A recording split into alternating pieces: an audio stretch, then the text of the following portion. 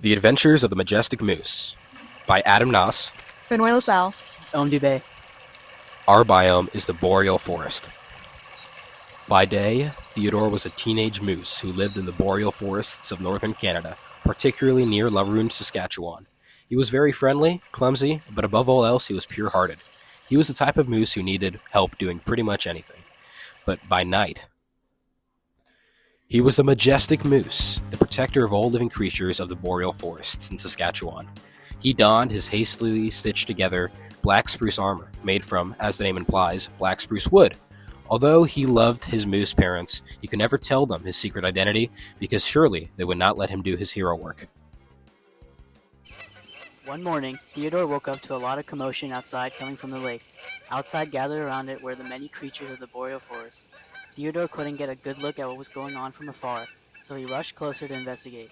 As he grew closer, he could make out the silhouette of an angry goose in the middle of the pond, quacking and complaining about how the animals would drink from his lake and that they were all intruding on his property. The Canadian goose called himself Tremblay. However, the other animals laughed at him, considering him a tiny joke, and continued to drink from his pond. Theodore watched as the goose was belittled, and he saw the anger in Tremblay's eyes as they mocked him. No one else heard Tremblay speak under his breath, but Theodore could make out something about revenge. The next morning, Theodore left home fast. After breakfast, he ran out of the shrubbery to visit his red fox friend, Reynard. Reynard had always been resourceful and been keen on helping Theodore on his pretend adventures. But as Theodore told him what was going on, he didn't believe him at first. Reynard laughed and mocked Theodore by saying, "Haha, you think some goose is going to go on a rampage just because some animals hurt his feelings?" To this, Theodore replied, "I'm hoping that it won't happen. Just follow me, and we'll investigate." The two arrived back at the pond. They found a black sludge seeping into the water where the animals usually drink from. The mare's tail aquatic plants started to wither up and disconnect their stems from the soil. Seeing this, Theodore exclaimed, "See, I told you something was up. Normally these mare tail plants have a unique type of leaf texture that allows carbon dioxide to be absorbed even while underwater. Look at this healthy one." Theodore gestures to an unaffected plant. Normally they have a translucent leaf texture that lets nutrients in even when the surface is frozen over during the winter. But thanks to whatever this gross stuff is, the leaves are covered and thus cannot do their job. Reynard then responded by saying, "Would you stop worrying? How do you know Tremblay did this?" Immediately after Reynard asked this question, Francis the wood frog leapt out of the water. It was indeed Tremblay. "He started dumping this la repugnant in my home," said Francis. Reynard and Theodore exchanged concerned looks. Theodore then questions, "This smells like oil runoff. How did he dump this?" To this, Francis scoffed. "You don't see the huge mining operation the geese have going on over there?" Francis then gestures to the lines of geese chanting, our lake," while excavating dirt in an area of the forest. Setting up something like that takes time. They must have been out since the morning setting that up. They must be freezing, Reynard explains. Theodore then comments, "Actually, Canadian geese like Tremblay are adapted to preserving as much heat as they can in their legs with their blood. Excess heat generated by their metabolism is transferred around the body with their bloodstream. This keeps their feet just above freezing, which prevents frostbite." Francis then shakes his head and says, "Nerd," before leaping back into the water. Reynard and Theodore camped out near the entrance of the geese's headquarters of the operation. Reynard then realizes he doesn't have his disguise on him. "Hey, Theo, I left my disguise at home, so you're going to have to continue this when I come back."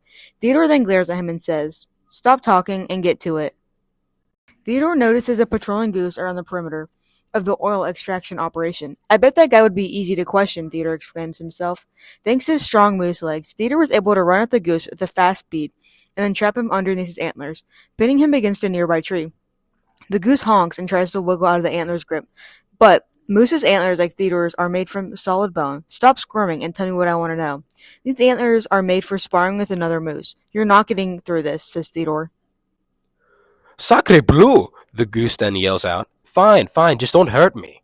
Theodore lifts his head, releasing the goose from beneath his antlers. "Where's Tremblay?" Theodore asks with an angry expression.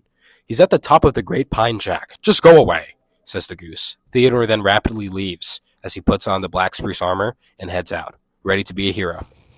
In the middle of the deforested area around where the tar sands oil extraction occurs stood the great pine jack, a tree notorious for how well adapted they are to survive forest fires, droughts, and extremely cold temperatures.